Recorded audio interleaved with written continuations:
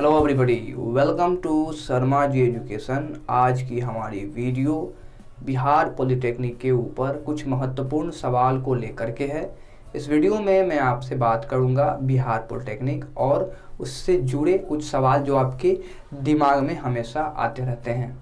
इस वीडियो को आप कंप्लीट देखना और चैनल पर पहली बार आए हैं, अभी तक सब्सक्राइब नहीं किया है तो ज़रूर से सब्सक्राइब करना। आपका जवाब हो सकता है इस वीडियो में देखने को मिल जाए। मैं थोड़ा स्लोली बात करूंगा क्योंकि आपको समझाना भी है। फास्ट बोलूंगा तो आपको समझ में नहीं आने वाली है। तो यहाँ पर मेरे पास 15 से ज़्यादा प्रश्न हैं और जिनका जवाब मैं एक एक करके देना चाहूँगा। यदि आपका भी कोई सवाल है तो नीचे एक बार जाकर के डिस्क्रिप्शन में ज़रूर से चेक करें। इन सवालों के लिस्ट में कहीं आपका सवाल तो नहीं है। वहाँ पर आपको टाइम स्टैम्प देखने को मिल जाएगा। आप उस टाइम पर क्लिक करने के बाद वीडियो को सीधा उसी टाइम पर ले जा करके आप अपने सवाल का जवाब पा सकते हैं। एक बार वापस से स्वागत है आप सभी का हमारे चैनल पर। और इस वीडियो में बढ़ते हैं सबसे पहले प्रश्न की तरफ, जो कि है हमारा बिहार पॉलिटेक्निक क्या है। दोस्तों, जब हम बिहार पॉलिटेक्निक करते हैं तो इससे जुड़े सवाल सबसे पहले हमारा यही आएगा कि ये है क्या, और इसका इंट्रोडक्शन मैं छोटा सा करना चाहूँगा। दोस्तों, ये एक प्रकार का कोर्स है जिसमें हम लोग टेक्निकली एजुकेशन लेते हैं। ठीक है, तो बिहार पॉलिटेक्निक में आप इंजीनियरिंग कर सकते हैं और मेडिकल वगैरह का भी जो होता है, जो कि पैरा मेडिकल में आता है। पॉलिटेक्निक वाले में पैरा मेडिकल में आता है। तो इसमें आप सिर्फ और सिर्फ एजुकेशन, जो कि आपका इंडस्ट्रियल ट्रेनिंग वगैरह का जो है इसमें देखने को मिलेगा। आईटी सेक्टर का आपको देखने को मिलेगा। तो सीधी बात बोलें तो बिहार पॉलिटेक्निक एक प्रकार का कोर्स है जिसमें आप इन सभी चीज़ों के बारे में जान सकते हैं, चाहे वो इंजीनियरिंग क्षेत्र का हो वगैरह वगैरह। तो आपको समझ में आ गया होगा। अब बात करते हैं अपने सेकंड सवाल की तरफ। सेकंड सवाल है हमारा कि बिहार पॉलिटेक्निक हम कैसे कर सकते हैं। हमें तो जानकारी हो गई कि बिहार पॉलिटेक्निक क्या है। अब बात कर सकते हैं हम कि अब हमको करना है, ये कोर्स हमको करना है, तो आखिर हम कैसे करेंगे, इसकी क्या एलिजिबिलिटी है, क्या क्राइटेरिया है, कौन कौन से डॉक्यूमेंट, सभी चीज़ें क्या इसमें है वो बताऊंगा।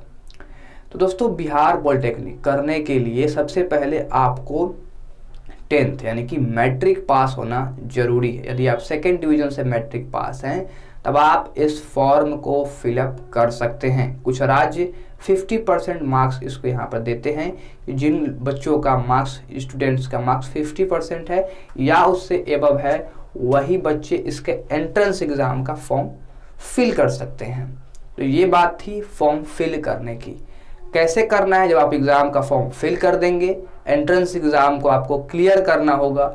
क्लियर करने के बाद आपको काउंसलिंग कराई जाएगी कि आपको कौन सा ब्रांच वगैरह लेना है। उसके बाद आपका ये वेरिफिकेशन होता है, डॉक्यूमेंट वेरिफिकेशन। उसके बाद एडमिशन हो जाएगा। इस प्रक्रिया के थ्रू आप बिहार पॉलिटेक्निक का कोर्स कर सकते हैं। बढ़ते हैं अगले प्रश्न की तरफ। दोस्तों, सिर्फ एग्ज़ाम की फॉर्म फिलअप कर देना, एंट्रेंस एग्ज़ाम, और एग्ज़ाम नहीं निकले तब क्या हो, तो इसकी तैयारी करनी पड़ती है। तो अगला हमारा जो प्रश्न है वो यही है कि बिहार पॉलिटेक्निक की हम एंट्रेंस एग्ज़ाम की तैयारी कैसे करें। आइए आपको बताते हैं। दोस्तों, इसके ऊपर डेडिकेटेड वीडियो भी बनाई जा सकती है। मैं आपको शॉर्ट में बताऊंगा कैसे आप कर सकते हैं। किसी भी एग्ज़ाम को या किसी भी करिकुलम सिलेबस को पढ़ने के लिए बुक की और नोट्स की बहुत ही ज़्यादा ज़रूरत होती है, यानी कि हमें बेसिक एजुकेशन होनी चाहिए। इसमें आपको 3 सब्जेक्ट से प्रश्न पूछे जाते हैं। पहला है फिजिक्स, दूसरा है केमिस्ट्री और तीसरा है मैथमेटिक्स। 90 क्वेश्चन आते हैं दोस्तों, और ये टोटल जो है 450 अंक का होता है। मैं बात कर रहा हूँ बिहार पॉलिटेक्निक की। तो 450 नंबर का यह क्वेश्चंस आपको देखने को मिलेगा, जिसमें आपको 90 क्वेश्चन देखने को मिलते हैं। इसकी तैयारी के लिए आप किसी भी प्रकाशन का किताब खरीद सकते हैं। इसकी किताबें अवेलेबल है और इस पर मैंने एक डेडिकेटेड 1-2 वीडियो बना रखी है। आप चाहें तो डिस्क्रिप्शन में लिंक मिल जाएगा, एक बार जाकर के आप ज़रूर से चेक करें। दोस्तों, अब आप किताब को खरीद लेंगे तो किताब में आपको मॉडल सेट, प्रैक्टिस सेट और इसके कुछ सिलेबस के बारे में बताया गया है, उससे आप तैयारी कर सकते हैं। और भी बहुत सारे ऑनलाइन इंस्टीट्यूशंस हैं, ऑफलाइन भी इंस्टीट्यूशंस हैं जो बिहार पॉलिटेक्निक के एंट्रेंस एग्ज़ाम की तैयारी कराती है। यदि आप ऑफलाइन पढ़ाई करना चाहते हैं तो आप पटना में राजीव नगर जा कर के कोचिंग्स पकड़ सकते हैं। वहाँ पर एंट्रेंस एग्ज़ाम की तैयारी कराई जाती है। यदि आप सेल्फ स्टडी करना चाहते हैं तो आपका बेसिक 10th 9th और 10th मजबूत होना चाहिए, और इसमें जो प्रश्न है वो कभी कभी 11th और 12th से भी आ जाते हैं। तो जो आपको गाइड देखने को मिलेगा उसमें आपको इन सभी चैप्टर्स देखने को मिलेंगे जिससे प्रश्न पूछे जाते हैं। तो ज़रूर से उस गाइड को खरीदें और आप उससे तैयारी करें। जितना ज़्यादा आप क्वेश्चंस को सॉल्व करेंगे आपकी प्रैक्टिस उतनी अच्छी होती जाएगी। बढ़ते हैं अगले प्रश्न की तरफ। अगला प्रश्न जो है हमारा इसी से है कि हमें बिहार पॉलिटेक्निक क्यों करना चाहिए। दोस्तों, बिहार पॉलिटेक्निक करने का आपके पास कोई ना कोई ज़रूर कारण होगा, तभी आप बिहार पॉलिटेक्निक को चुनाव किए हैं। आइए सबसे पहले बात कर लेंगे कि पॉलिटेक्निक, आप बिहार पॉलिटेक्निक को ना लेकर के सिर्फ और सिर्फ अब पॉलिटेक्निक हम बात करेंगे कि पॉलिटेक्निक हमें क्यों करना चाहिए। देखिए दोस्तों, ये डिप्लोमा के नाम से भी जाना जाता है और डिप्लोमा इंजीनियरिंग में आपको जूनियर इंजीनियर का पद देखने को मिलेगा। यानी कि आप जब इस एक पूरे सेमेस्टर में इस कोर्स को कंप्लीट कर लेते हो, पूरा सेमेस्टर का एग्ज़ाम दे करके, तो आपको एक डिग्री मिलेगी और ये डिग्री आपको जूनियर इंजीनियर का पद की नौकरी दिलवा सकता है। यानी आप उस लेवल के हो जाएंगे कि आप जूनियर इंजीनियर का लेवल आपको मिल जाएगा। तो अलग अलग सेक्टर में, अलग अलग फील्ड में आप जिस ब्रांच से किए रहेंगे वहाँ पे आप फॉर्म को फिल कर सकते हैं। तो इस मान लीजिए आपको रेलवे में, एसएससी वगैरह में, इसरो में और भी बड़े बड़े जो कंपनी हैं, चाहे प्राइवेट हो या फिर सरकारी हो, वहाँ पे आप इस कोर्स को करने के बाद आपके पास एक डिग्री आएगी और जिसकी मदद से आप उसमें फॉर्म फिल कर सकते हैं। उम्मीद है कि आपको इसका जवाब मिल गया होगा। बढ़ते हैं अगले प्रश्न की तरफ। तो दोस्तों, जो नेक्स्ट प्रश्न है, जो नेक्स्ट क्वेश्चन है वो ये है कि हमें इसे करने यानी कि बिहार पॉलिटेक्निक करने से क्या लाभ मिलता है।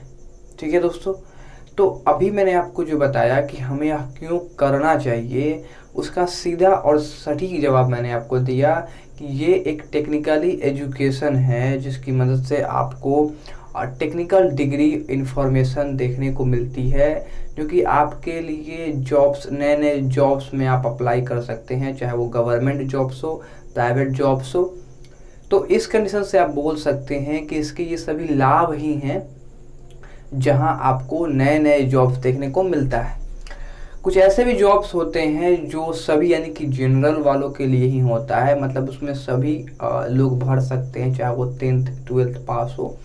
लेकिन कुछ ऐसे भी जॉब्स होते हैं जिसकी ज़रूरत होती है वैसे लोगों की जिनके पास कोई टेक्निकल डिग्री, डिप्लोमा इंजीनियरिंग या फिर बीटेक, एमटेक या ये जो बैचलर ऑफ टेक्नोलॉजी हो गया, मतलब कि बीई हो गया, बैचलर इन इंजीनियरिंग। तो इन सभी चीज़ों की जो है ज़रूरत उस जॉब में या वहाँ पर वैकेंसीज होती है। तो यदि आप डिप्लोमा कर लेते हैं तो डिप्लोमा स्तर पर बहुत सारे आपको जॉब देखने को मिल जाएंगे। तो यहाँ पर आपको एक बेनिफिट देखने को मिलता है। दोस्तों, बात करते हैं अगला प्रश्न के लिए। ये प्रश्न जो है थोड़ा सा निगेटिव रूप में है।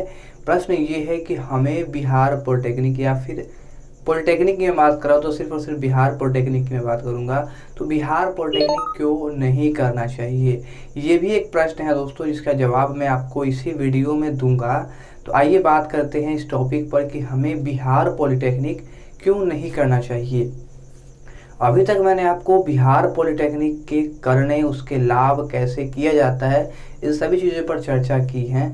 लेकिन अब बात करते हैं इसके निगेटिव थिंग के ऊपर कि हमें बिहार पॉलिटेक्निक क्यों नहीं करना चाहिए। देखिए दोस्तों, यदि आप टेक्निकली एजुकेशन अचीव करना चाहते हैं, आप कुछ टेक्निकल चीज़ सीखते हैं, चाहे वो कोई इंफॉर्मेशनल हो या आपके काम का हो या फिर नहीं हो, सबसे पहले मैं आपको बता दूं कि बिहार पॉलिटेक्निक के थ्रू जितनी भी चीज़ें सिखाई जाती है वो आउटडेटेड सिलेबस है। वो हर बार नए सिलेबस को चेंज करता है, लेकिन कुछ ही चीज़ें उसमें बदलाव की जाती है और बाकी वही चीज़ें आपको देखने को मिलता है। यानी कि अभी दुनिया जिस स्तर पे चल रही है उस स्तर का आपको एजुकेशन देखने को नहीं मिलने वाला है।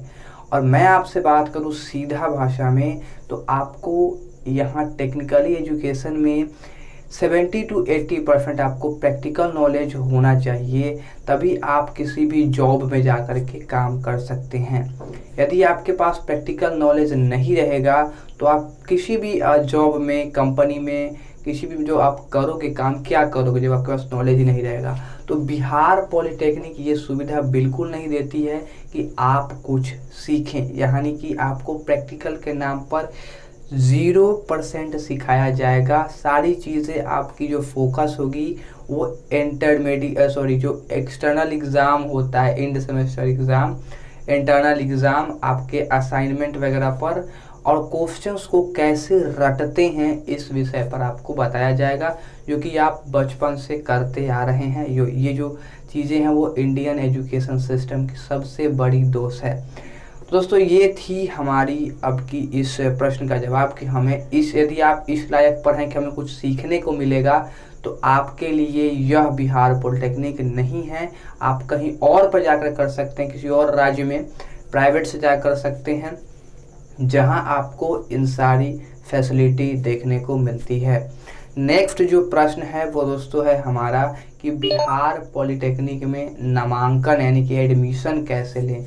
तो ये एक सिंपल सा क्वेश्चन का जवाब मैंने आपको पहले दे दिया। इसके लिए आपको एंट्रेंस एग्ज़ाम क्लियर करना होगा। एंट्रेंस एग्ज़ाम मतलब आपको तैयारी करनी होगी और उसके अनुसार जो है आपको फॉर्म फिलअप करके एग्ज़ाम निकालना होगा। एग्ज़ाम निकालने के बाद आपको सारी प्रोसेस करनी होगी, जो कि मैंने आपको पहले ही बता दिया।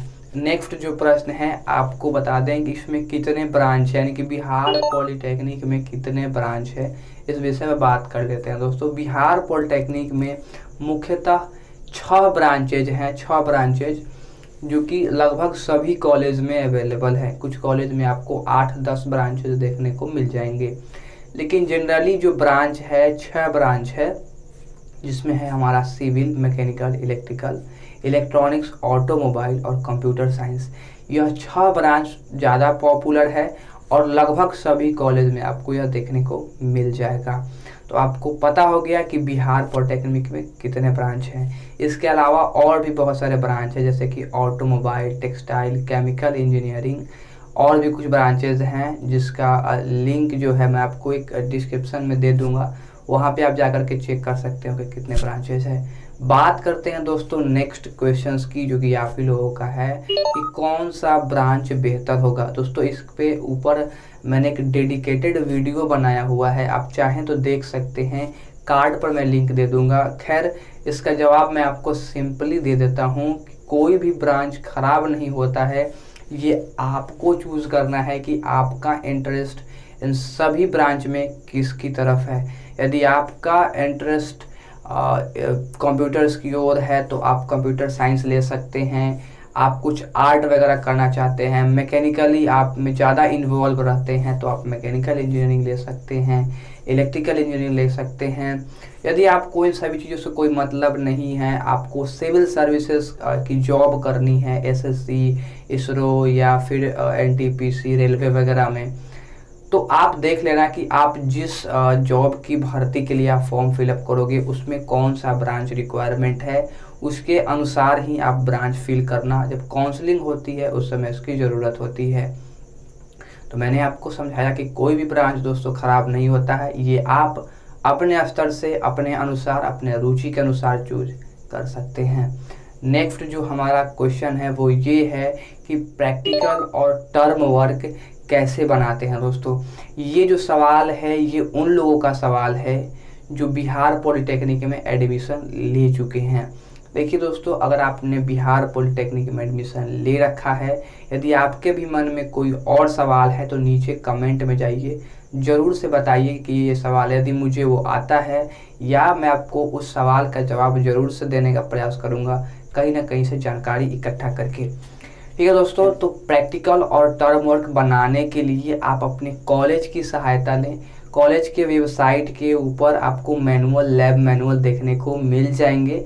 यदि आपके कॉलेज के साइट्स नहीं हैं तो मुजफ्फरपुर के साइट्स पर आप जा कर के देख सकते हैं।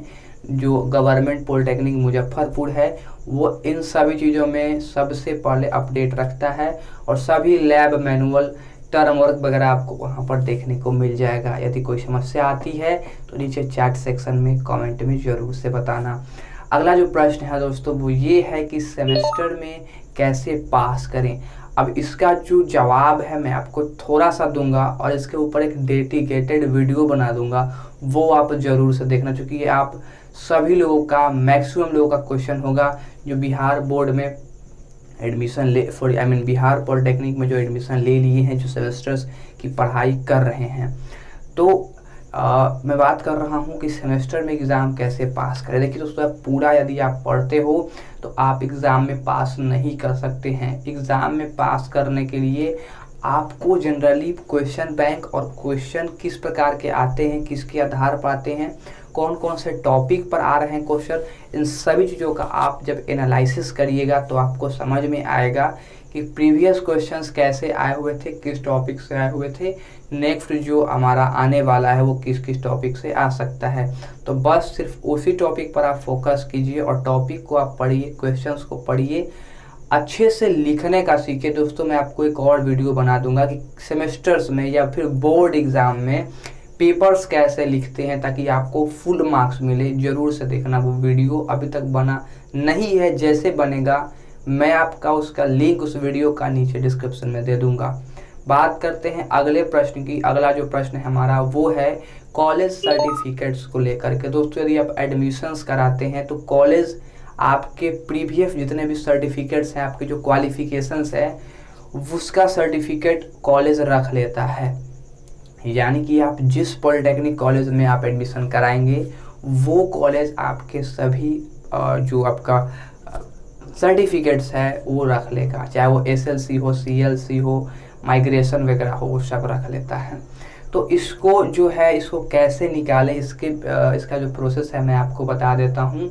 यदि आपको डिप्लोमा के दौरान ही कुछ फॉर्म फिलअप करने होते हैं, जैसे कि MTS का फॉर्म हो गया, SSC का जो आता है, LDC, या फिर आप NTPC ग्रुप D वगैरह, ये सब चीज़ों की आप तैयारी भी कर रहे हैं और आप यहाँ पर पढ़ाई भी कर रहे हैं, डिप्लोमा क्लासेस भी कर रहे हैं, तो उन सिचुएशन में दोस्तों जब डॉक्यूमेंट वेरिफिकेशन होता है, मान लीजिए आपका सिलेक्शन हो जाता है, आपने इंट्रेंस एग्ज़ाम क्लियर कर लिया है, मैं बात कर रहा हूँ आपके जॉब वाले की, ठीक है, मैं आपको उसकी बात नहीं कर रहा हूँ, जॉब वाले की बात कर रहा हूँ। मान लीजिए आपका कोई एग्ज़ाम आपका क्लियर हो जाता है, मान लीजिए आप NTPC का फॉर्म फिलअप किए हैं, तो उसमें जो डॉक्यूमेंट वेरिफिकेशन हो सकता है तो वहाँ पर आप निकाल सकते हैं, उस सिचुएशन में आप निकाल सकते हैं। और जब आपको लगे कि हाँ मुझे डॉक्यूमेंट की ज़रूरत है तो आप जाकर अपने कॉलेज से बात कर सकते हैं कि मुझे अपने डॉक्यूमेंट की ज़रूरत है, मुझे डॉक्यूमेंट दे दीजिए। दोस्तों कॉलेज है वो आपको सारे डॉक्यूमेंट्स दे देंगे। आपको एक एप्लीकेशन लिखना होगा, आप लिख करके जमा कर सकते हैं, क्योंकि वो साल भर के बाद आप निकालेंगे तो बेहतर होगा। कॉलेज को भी जो है यह बात पता चल जाएगी कि हाँ बंदा कोई कहीं और नहीं पढ़ रहा है, मेरे यहाँ ही पढ़ रहा है, तो इसकी सेफ्टी के लिए कॉलेज रख लेता है। कॉलेज वापस आपको CLC और माइग्रेशन वगैरह को छोड़ करके, या SLC जो है और कैरेक्टर, ये इस चीज़ को छोड़ करके बाकी आपके जितना भी चाहे वो आपका मार्कशीट हो, सर्टिफिकेट हो, वो दे देगा। ठीक है दोस्तों, तो आई होप कि आपको इस सवाल का जवाब देखने को मिल गया होगा। अगला जो क्वेश्चन दोस्तों है वो है हॉस्टल के ऊपर। बहुत सारे लोगों का ये भी सवाल होता है कि हॉस्टल तो कैसे लें, यदि हमारा एडमिशन हो गया है तो फिर हम हॉस्टल कैसे ले सकते हैं। हॉस्टल के लिए दोस्तों आपको सबसे पहले अप्लाई करना होता है कॉलेज में कि मुझे हॉस्टल चाहिए। यदि रूम खाली है तो आपको फ़ीस के अनुसार जितना फ़ीस होगा आपको फ़ीस वहाँ पर जमा करना होगा। फ़ीस जमा करने के बाद आपको रूम अलॉट कर दिया जाएगा। रूम में जितनी भी सुविधाएं होंगी उसके अनुसार आपका फ़ीस लगेगा, और ये जो है पूरा का पूरा आपको कॉलेज बताएगा कि कब आपको देखने को मिल सकता है। कुछ कॉलेज में अभी भी हॉस्टल्स नहीं हैं, कुछ हॉस्टल्स हैं तो वो हॉस्टल्स गर्ल्स के लिए हैं या बॉयज़ के लिए नहीं हैं। तो ये सारी समस्याएं आ सकती है। हॉस्टल्स के लिए आप अपने कॉलेज के प्रिंसिपल या फिर जो क्लर्क हैं उनसे आप बात करें। इसके अलग से स्टाफ्स होते हैं जो सिर्फ और सिर्फ हॉस्टल के इंचार्ज होता है, वो आपको बताएगा कि कैसे क्या करना है। उम्मीद है कि आपको हॉस्टल वाले का भी जवाब मिल गया होगा। बढ़ते हैं अगले जो हमारा यहाँ पर प्रश्न है वो ये है कि स्कॉलरशिप मिलता है या फिर नहीं मिलता है। तो दोस्तों स्कॉलरशिप आपको देखने को मिलेगा यदि आपका कॉलेज चाहेगा तब। अब मैं क्या कह रहा हूँ इसको आप ध्यान से सुनना कि कॉलेज जब चाहे तभी आपको स्कॉलरशिप मिलेगा और अन्यथा नहीं मिलेगा। क्योंकि जब आप स्कॉलरशिप का फॉर्म फिलअप करते हैं ऑनलाइन नेशनल पोर्टल पर जा कर के, स्कॉलरशिप का जो वेबसाइट है भारत का, तो फिलअप करने के बाद वहाँ पर आपका कॉलेज का जो रजिस्ट्रेशन है उस साइट पे होना चाहिए, तभी आप फॉर्म को फिलअप कर सकते हैं। मान लीजिए कि आपका कॉलेज का जो साइट है उस साइट पे आपका रजिस्ट्रेशन है कॉलेज का और आपने फॉर्म को फिलअप कर लिया। फॉर्म फिलअप करने के बाद आपको रिसिप्ट देखने को मिलता है, उस रिसिप्ट को आपको कॉलेज को जमा करना होता है। कॉलेज उस चीज़ों को वेरीफाई करता है और उसको अपने जो जितने भी नज़दीकी उसका कार्यालय है जिला में, वहाँ पे ले जा कर के सबमिट कर देता है, वहाँ से वेरीफाई होता है। तो ये जो है धीरे धीरे प्रोसेस बढ़ता है, पहले जो है स्टेट लेवल या फिर डिस्ट्रिक्ट लेवल ऐसे करके कंट्री लेवल तक जो है ये वेरीफाई होकर के उसके बाद आता है। तो स्कॉलरशिप दोस्तों मिलेगा कब मिलेगा? जब कॉलेज चाहेगा। मान लीजिए आप फॉर्म फिलअप किए, फॉर्म कॉलेज सबमिट ही नहीं करेगा तो स्कॉलरशिप आपको देखने को नहीं मिलता है। तो उम्मीद है आपको इस वाले सवाल का भी जवाब मिल गया होगा। नेक्स्ट जो क्वेश्चन है वो इसी के ऊपर है कि अगर स्कॉलरशिप मिलता है तो फिर कितना मिलता है और कैसे हम ले सकते हैं। तभी मैंने आपको बताया कि स्कॉलरशिप मिलता है, कॉलेज चाहेगा तो आपको मिल जाएगा। अब बात कर लेते हैं कि आपको कितना मिलेगा। देखिए दोस्तों, इसकी कोई सीमा नहीं है कि कितना मिलेगा। लिमिटेशंस जो है वो मिनिमम और मैक्सिमम भी नहीं है, ठीक है दोस्तों। तो ऐसे मान लीजिए तो 10,000 रुपये पर ईयर देखने को मिलता है, लेकिन ऐसा कुछ नहीं है। हम लोगों को 1500 रुपये पर ईयर और 2 ही साल देखने को मिला था। एक बार 2300 कुछ रुपए और एक बार 1505 रुपये देखने को मिला। कैसे मिला? कुछ लोगों का 6,000 रुपया आया हुआ था। तो यहाँ पर भी एक सावधानी आपको बरतनी होगी कि जो कॉलेज है वो आपके फॉर्म को सबमिट करता है, तो आपका जो रिसिप्ट लगाएंगे जब आप सबमिट करिएगा तो उसमें आपके प्रति लगाइएगा एक चालान, तो वो कितना का आप लगा रहे हैं उसी के वेरिफिकेशन के अनुसार आपको प्राइस यानी आपको जो स्कॉलरशिप है वो देखने को मिलेगा।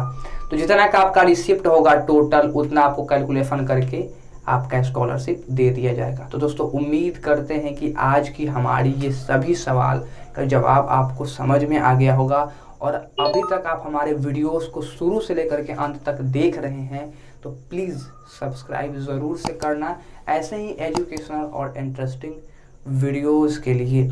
दोस्तों अगर आप इस वीडियो को पसंद करते हैं तो लाइक ज़रूर से करें, अपने दोस्तों के साथ शेयर करें ताकि उन्हें भी इन सभी सवालों का जवाब मिल सके। हो सकता है कि इनमें से किसी का क्वेश्चन हो तो डिस्क्रिप्शन में जाकर के टाइम स्टैम्प पर आप चेक कर सकते हैं कि आपका कौन सा सवाल है। आई होप कि आपको मेरे द्वारा दी गई जानकारी अच्छी लगी होगी। तो मैं मिलता हूँ आपसे एक और नए वीडियो में। फिलहाल इस वीडियो में इतना ही, मुझे दीजिए आप इजाज़त। नमस्कार।